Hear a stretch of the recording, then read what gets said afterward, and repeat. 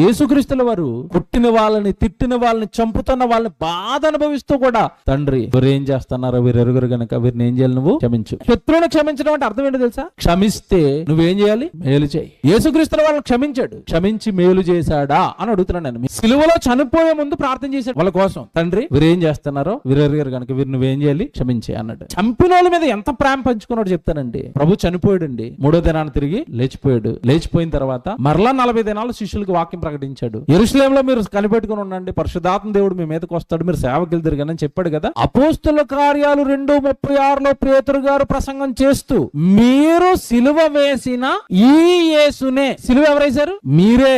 అంటే యేసుక్రీస్తు వారిని సిలువ వేసిన వారు, సిలువకు అప్పగించిన వాళ్ళు అక్కడ ఉన్నారా? ఇప్పుడు ప్రసంగం వాళ్ళకేనా? ఎవరికి? మీరు సిలువ వేసిన ఈ యేసునే అంటే ఆయన్ని చంపిన వాళ్ళ దగ్గరకు మళ్ళీ ఎవరిని పంపించాడు? యేసుక్రీస్తుల వారు పేతురు గారిని పంపించి, నన్ను చంపినోళ్ళు కూడా ప్రసంగం చేయనైనా, వాళ్ళు కూడా మారాలనైనా, వాళ్ళు ఏదో తెలియక చేశారు ఆయన, ఆ రోజు నన్ను చంపేశారు, నన్ను కొట్టారు, నన్ను తిట్టారు, నా మీద ఉమ్మూశారు, వాళ్ళకి ప్రసంగం చెప్పవా? వాళ్ళని కూడా మార్చవా? మీరు సిలువ వేసిన ఈ యేసునే. ఎందుకంటే నేను బతుకుండగా వాళ్ళు చెప్తే మారలేదు వాళ్ళు. నేను చచ్చిపోయిన తర్వాత మీరే నన్ను చంపేశారంటే, నేను మరలా తిరిగి లేచానంటే వాళ్ళు మారుతారు నాయన ఖచ్చితంగా. నేను చనిపోయి తిరిగి లేచానన్న భయం వాళ్ళ ఉంటది, మారుతారు. కొంచెం నన్ను చంపిన వాళ్ళకి ప్రసంగం చేయి. మీరే సిలువ వేసేశారు మా యేసుని, మరలా నన్ను పంపాడు మీకు ప్రసంగం చెప్పమని. బా ఎంత బాగున్నాడండి యేసు ప్రభు. చంపేసిన వాళ్ళకి ప్రసంగం చేయిస్తాడా? వాళ్ళు మారు మనసు పొందాడు. వెంటనే ఏమన్నారు తెలుసా? అయ్యో అపోస్తలులారా, ఇప్పుడు మేము ఏం చేయాలి? మేము చంపేశాం, ఆ రోజు మాకు తెలియక మేము సిలువకు అప్పగించేశాం, కేకలు వేసాం చంపేయమని, మేము తప్పు చేసాం యేసు ప్రభుని చంపేసి, ఇప్పుడు మేము ఏం చేయాలి? మారు మనసు పొందండి, యేసుక్రీస్తుల వారి నామములో మీరు బాప్తిస్మము